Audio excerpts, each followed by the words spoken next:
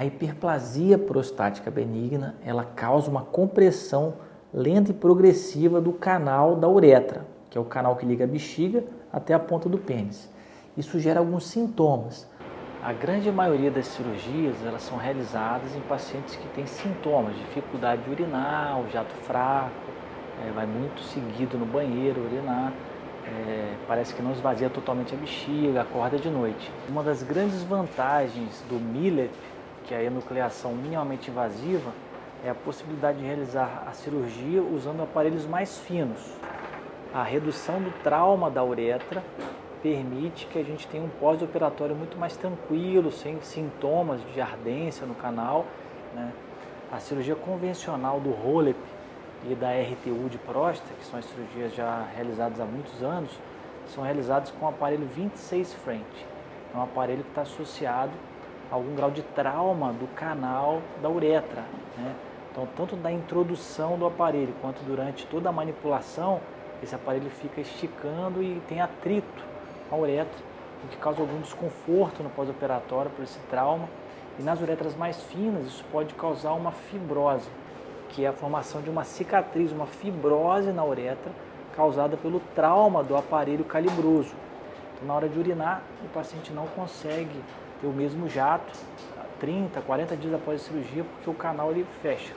O que possibilitou a miniaturização dos endoscópios foi a utilização da fibra do laser, que é uma fibra de 0,5 milímetros que a gente passa por dentro do endoscópio e que vai coagular os vasos sanguíneos enquanto a gente vai fazendo a enucleação, utilizando um aparelho que é extremamente delgado.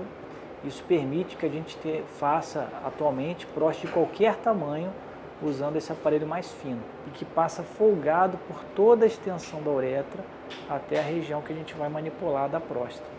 Essa redução do trauma, a gente consegue praticamente eliminar o risco de estenose de uretra. Então hoje a gente vai tratar um paciente que chegou a ter uma retenção urinária, onde ele teve que colocar uma sonda, e a gente vai fazer a cirurgia usando esse aparelho fininho. Aqui no Instituto da Próstata Aumentada, eu, Felipe Figueiredo, faço toda a cirurgia, 100% da cirurgia. Todas as cirurgias são realizadas exclusivamente por mim, desde o início da introdução do aparelho até o final na colocação da sonda. Isso também traz uma segurança para o paciente. Eu estava na sala de cirurgia, já o enfermeiro preparando tudo, o anestesista do meu lado, e de repente alguém coloca a mão no meu peito, e eu olho e tá aquele sorrisão. Ele fala, tô aqui. Era o Dr. Felipe, né? Então aquilo, ó, já me deixou, nossa, tranquilo. A regra de ouro da medicina é: faça no paciente somente aquilo que você faria em você mesmo. E eu tenho essa preocupação de garantir cada pequeno detalhe da cirurgia, né? Então hoje eu conto com uma equipe de 3 pessoas que estão dentro do centro cirúrgico, são sempre as mesmas pessoas, o que torna uma padronização de cada etapa da cirurgia, desde a colocação dos campos operatórios, a organização dos instrumentos na mesa.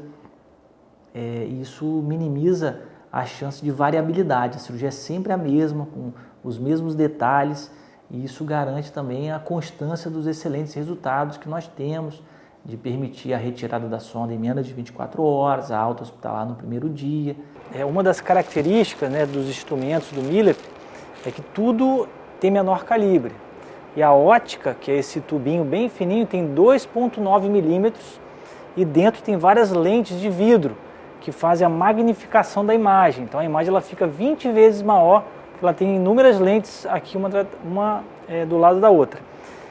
E aí por cima a gente usa o ressectoscópio, né? Que ele tem o elemento de trabalho, que é onde existe a fixação da fibra do laser, e ele tem 2 torneirinhas. Aqui é a entrada de soro, que passa pelo meio do aparelho, e na ponta tem uns furinhos bem pequenininhos que vão fazer a saída do soro e vai sair e ser desprezada.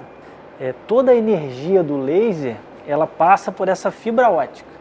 A fibra ela tem 550 micrômetros, ou seja, 0,55 milímetros. Então é metade de 1 milímetro. Então os 100 watts do laser passam por essa fibra. Essa fibra ela vai entrar pelo canal de trabalho da fibra e a gente vai olhar que ela vai aparecer lá na pontinha do aparelho, tá vendo aqui, ó? E essa fibra aparece lá na tela do monitor. Então tudo que a gente faz sob visão, devido à magnificação que a gente tem com a microcâmera, né? Esse laser ele tem 2 pedais, ou seja, se eu quero uma melhor coagulação, eu uso um comprimento de onda de pulso mais longo, que entrega energia mais lentamente, ele coagula melhor. Se eu quero abrir o plano de enucleação, eu uso um comprimento de pulso mais curto e permite uma dissecção melhor. Então a gente geralmente usa 2 diferentes energias nos pedais e toda essa energia passa nessa fibra fininha aqui. Uma das dificuldades, né, que existem com o aparelho mais fino é que você precisa de uma técnica cirúrgica muito precisa, onde a gente coagula os vasos sanguíneos antes de sangrar. E isso permite você fazer a cirurgia com menos irrigação. O aparelho grosso ele permite passagem de muito mais soro do que o aparelho fininho. Então, se você não sabe coagular tão bem com laser ou usa outra energia, você muitas vezes não tem a capacidade de enxergar o plano. E com a técnica precisa e o uso desse laser, que é um laser de última geração, tem uma melhor capacidade de coagulação, que é da Quanta System, a gente tem uma modulação de pulso que permite essa hemostasia primária. Então, antes de sangrar, a gente já coagula. Esse paciente é um paciente que tem 1,55 m de altura. Então, você imagina passar um aparelho 26 frente num paciente que tem quase 1,5 m. Quando a gente opera um paciente de 2 metros, né, o diâmetro da uretra é maior do que um paciente pequeno. E com um aparelho pequeno a gente consegue passar em qualquer uretra, né, desde que ele não tenha um trauma prévio, uma cicatriz de um outro procedimento. É uma cirurgia extremamente segura. E eu vou mostrar a entrada desse aparelho pela uretra de forma totalmente atraumática. Então a gente percebe, ó, que existe um espaço entre a parede da uretra e o endoscópio. A gente vê algumas fibrinas porque ele estava sondado, né? Aqui é a região do esfíncter, que é a parte mais estreita do canal. Normalmente o aparelho não consegue passar bem nessa região, mas o aparelho fininho passa folgado, tá vendo? E aqui é a região da próstata. A gente percebe o crescimento dos 2 lobos laterais. E cadê a passagem da urina? A passagem é 0, ó. A ponta da fibra, ó, tem meio milímetro, a passagem é menos do que a ponta da fibra. Então a gente tem que ir empurrando para o lado, até conseguir entrar na bexiga. Aqui embaixo, nesse caso, tinha também o crescimento do lobo mediano, que é quando a próstata cresce para dentro da bexiga e forma como se fosse uma rolha. Então, além dos lobos laterais, ó, tem mais essa rolha. E a gente vê uma bexiga muito trabeculada, com divertículo. A pressão dentro da bexiga é tão grande que a mucosa herniou entre as fibras musculares. Isso é característico da bexiga que está obstruída. E essas traves aqui, ó, são traves de colágeno. É uma bexiga que está pelo menos 5 a 10 anos fazendo força para ela ficar nessa situação. Quanto mais tempo ela fica obstruída, mais a bexiga vai perdendo a elasticidade e a força de contração. E acaba culminando na retenção urinária aguda, que é quando o paciente tem que colocar a sonda, como aconteceu nesse caso, tá? Então a gente vai comparar essa imagem ali da próstata obstruída com a imagem final após a enucleação para perceber a diferença. Endoscopicamente, a gente sabe que o esfíncter é a parte mais estreita da uretra e aqui a gente consegue perceber o limite entre o lobo lateral e a região do esfíncter, tá vendo? Aqui tem uma marca da sonda que ele estava usando. E essa estrutura central é o veromontano, que é onde tem a abertura dos ductos ejaculatórios, ó. O buraquinho que a gente tem para sair o esperma é aqui, ó, tá? Então a gente acaba fazendo o quê? A gente reconhece que entre o veromontano e o lobo lateral tem somente essa mucosa e já chega na cápsula prostática, que seria a casca da laranja, que é a parte que vai ficar. E tudo que está para dentro dessa casca, que é o adenoma, eu vou retirar para garantir a durabilidade, que é uma cirurgia que não recidiva mais, né? Então a gente vê aqui, ó, que o laser ele vai cortando e coagulando simultaneamente, tá? À medida que a gente vai incisando, ó, o pulso do laser, ele ajuda a infiltrar o plano anatômico e descolar o adenoma da zona periférica. Essa dissecção normalmente é totalmente exângue.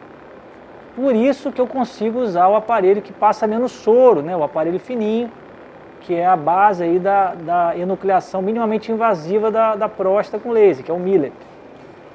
Então, ó, um lado já soltamos do veromontano, agora do lado esquerdo do paciente, né, o lado direito do monitor, a gente vai continuar descolando. Você percebe que existe um descolamento por causa da característica desse laser. Existem diferentes tipos de laser no mercado. Tem laser que é para tirar pelo debaixo do braço, tem laser que é usado na oftalmologia, para cirurgia do olho. O laser que a gente usa para fazer a enucleação da próstata é um laser que interage com a água. Ele tem um pico de pulso que faz esse descolamento, então você consegue ver o plano de dissecção entre o adenoma e a cápsula. E a gente tem que reconhecer os limites do esfíncter para conseguir tirar 100% do adenoma sem risco de danificar o esfíncter. E é muito fácil, porque esse laser ele não carboniza o tecido. Existem outras fontes de energia que, à medida que você vai cortando, você vai carbonizando. E o tecido vai ficando escuro, marrom. E às vezes não dá para saber o limite entre a zona periférica e o adenoma. Isso implica o quê? Um risco de perfuração da cápsula e, eventualmente, quando perfura, existe absorção de líquido para dentro da cavidade abdominal. O paciente não pode retirar a sonda no primeiro dia. Se o paciente não tiver uma perfuração muito grande, às vezes tem que fazer uma incisão para poder abrir e drenar, né? Então, uma das outras características do ROLEP, né, da enucleação, é que requer um cirurgião treinado para reconhecer bem a diferença entre a zona periférica e o adenoma. E reconhecendo essa diferença, a gente consegue fazer um movimento preciso e deixar bem na casquinha da laranja, o que garante a durabilidade, mas sem risco de perfurar. Então aqui dá para ver bem, ó, o adenoma ficando para o meio, que seria a polpa da laranja, a casca da laranja, ó, limpinha, os vasos nem dá para ver porque são coagulados pelo laser simultaneamente.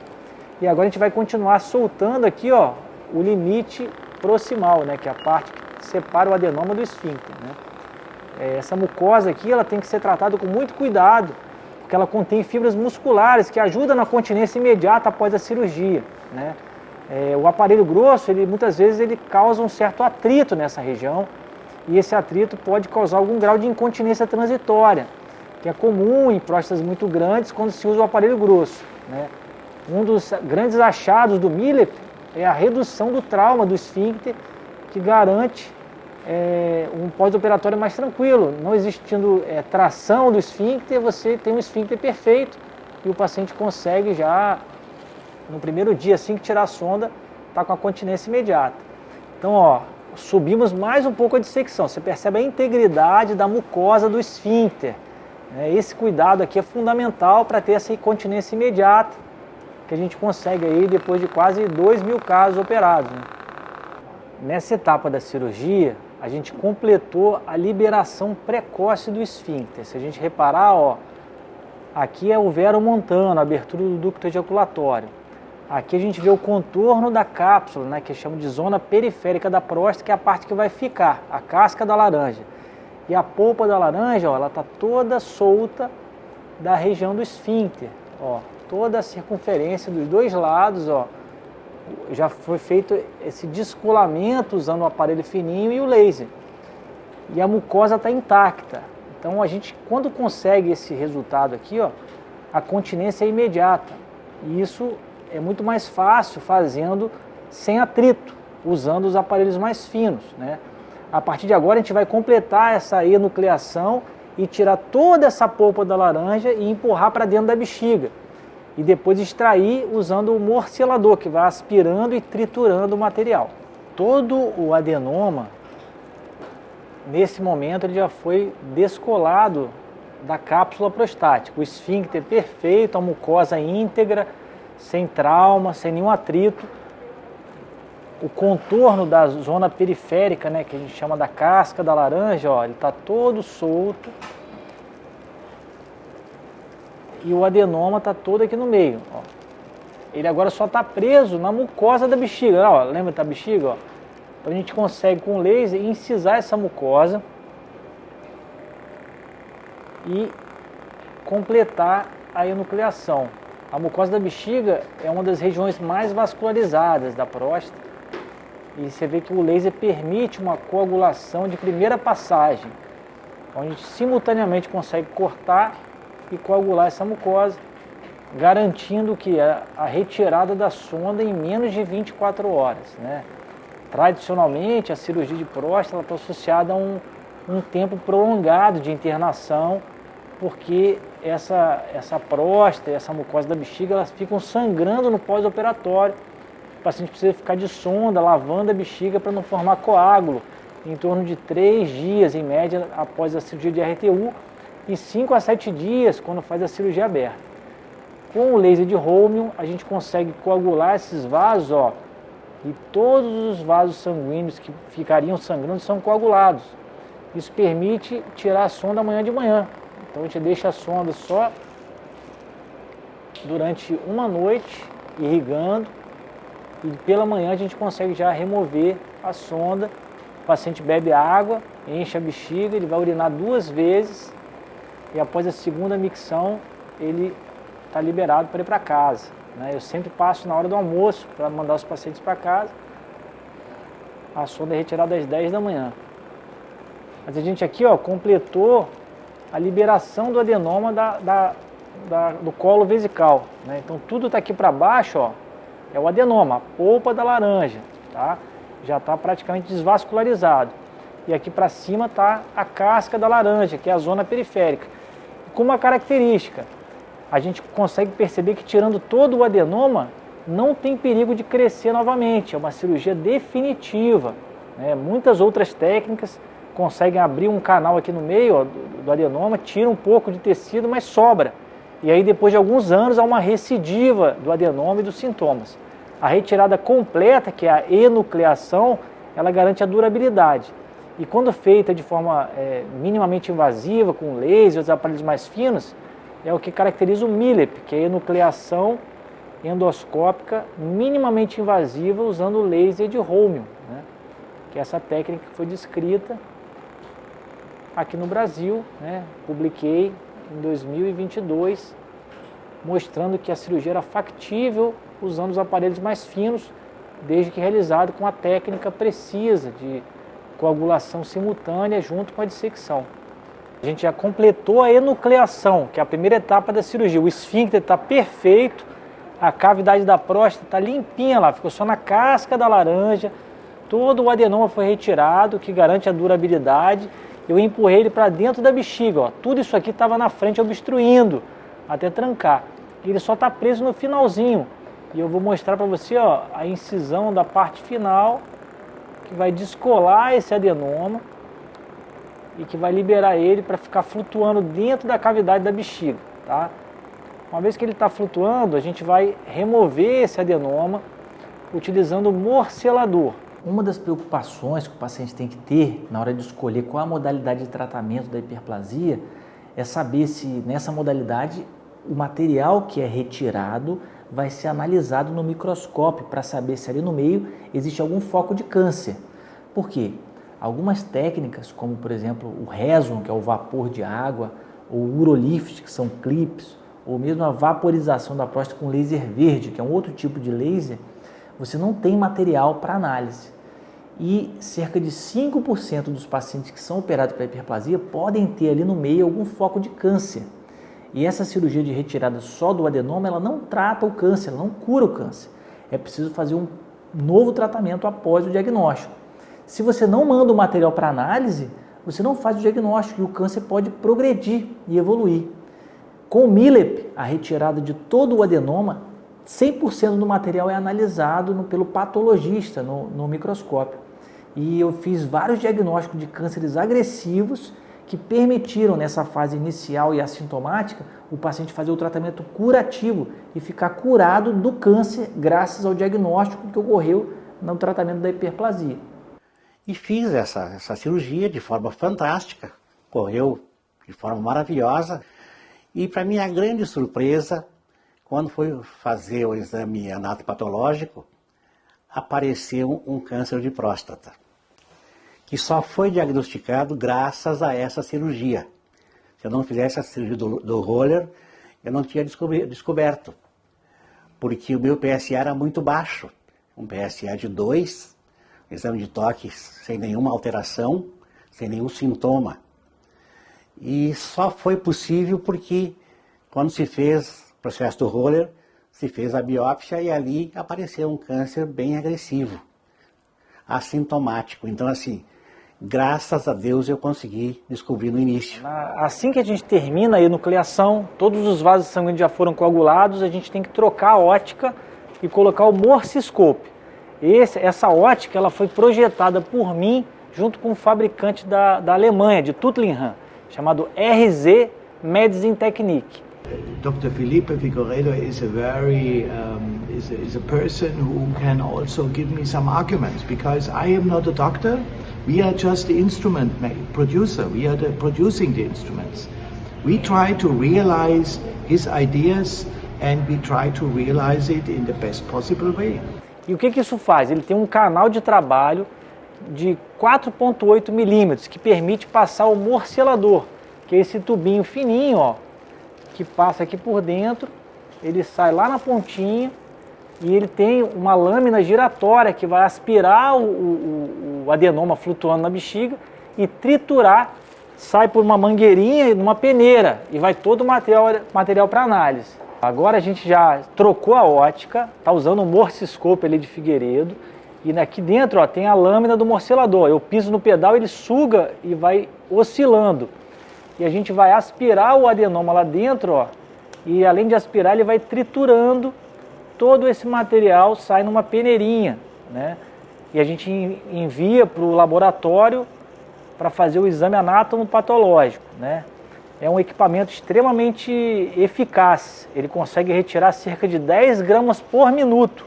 Esse modelo, ele permite morcelar qualquer tipo de próstata, é muito eficiente. Então a gente vê que um dos lobos já foi morcelado aqui, ó, em 1 ou 2 minutos e já estamos morcelando o segundo lobo e é um procedimento seguro, sob visão. O morcelador ele tem uma bomba de sucção, é como se fosse um aspirador muito potente e aí ele chupa ali uma pontinha do adenoma para dentro do tubo e aquela lâmina oscilatória ela corta aquele pedacinho. Só que ela faz isso 1.700 vezes por minuto. O desenvolvimento desse morcelador permitiu a gente tratar próstata de qualquer tamanho usando essa tecnologia. Ano passado operamos 2 próstatas acima de 300 gramas em cirurgia de cerca de 2 horas e meia, né? Porque por mais que sejam 10 gramas por minuto, 300 gramas leva mais de meia hora só para morcelar. Então a gente completou a morcelação, ó, não tem mais adenoma dentro da bexiga, você vê, saiu tudo. E a gente pode terminar a cirurgia e colocar a sonda. Bastante rápida ali, é questão de 1 hora, acho que 2 horas eu já estava no quarto e já no dia seguinte ali já notei a diferença, né? Quando ia no banheiro, conseguia esvaziar a bexiga velozmente, né? Ele, em conjunto com sua equipe médica, extraordinário. Estou super contente e agradecido. Estou urinando normal, não tem desconforto, não tem dor. Eu não estou nem cirurgiado, eu acho que eu nem cirurgiei nunca na minha vida de próstata. Eu não senti dor nenhuma, graças a Deus a cirurgia correu muito bem. E aconteceu exatamente como foi me passado, que faria a cirurgia, passaria a noite no hospital, no dia seguinte pela manhã, se estivesse tudo bem, a gente receberia alta e estaria assim encerrado essa parte. E realmente foi o que aconteceu. Agora faz só 5, 6 dias hoje, a minha urina está clarinha, eu não sinto dor, eu estou urinando, que é uma maravilha.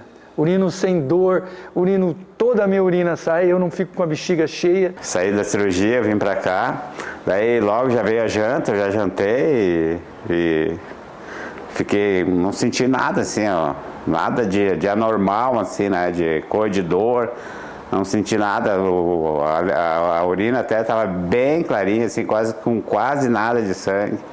Daqui um pouco eles vão tirar a sonda ali para umas 11 horas, né? E logo depois, a 1 hora, o doutor vai vir aqui, se eu tiver tudo urinar bem, já vou ganhar alta. Uma das características da tecnologia é que pode haver uma falha do equipamento, né? Então, quando a gente faz uma cirurgia que depende de um laser, de um endoscópio extremamente frágil, de um morcelador, a qualquer momento um dos aparelhos pode dar um defeito. e o paciente está anestesiado e no meio da cirurgia a gente fica de mãos atadas, sem saber como completar o procedimento. Então uma das preocupações que eu tive foi duplicar todos os equipamentos necessários para fazer a cirurgia. Então hoje a gente tem 2 lasers de Rohmund de alta potência, 2 morceladores piranha, esse da Richard Wolf, que é extremamente efetivo, e 5 conjuntos de endoscópicos. Então a gente tem aqui, ó, cada conjunto é completo, dá para fazer uma cirurgia inteira, tem o morciscópio, o aparelho fininho, e além do que a gente já usou, a gente tem mais 4. Então eu consigo fazer 4 cirurgias por dia e ter sempre uma caixa reserva. Por quê? Se no meio de uma cirurgia quebra alguma coisa, eu pego a 5ª caixa e substituo. Então a gente sempre trabalha com um sistema de backup, que traz muita segurança, tanto para mim como cirurgião, quanto para o paciente que está vindo fazer a cirurgia com a gente.